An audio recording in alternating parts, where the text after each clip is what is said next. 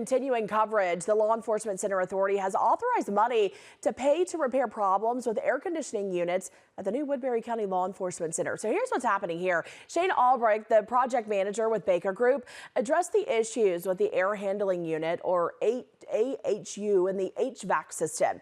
That controls the temperature in the courtrooms in the county attorney's office. Albrecht said the most would pay costs to pay for the labor and materials to fix that system would be about $30,000. That money would be added to the damages the LEC Authority wants to recoup from the design and construction team.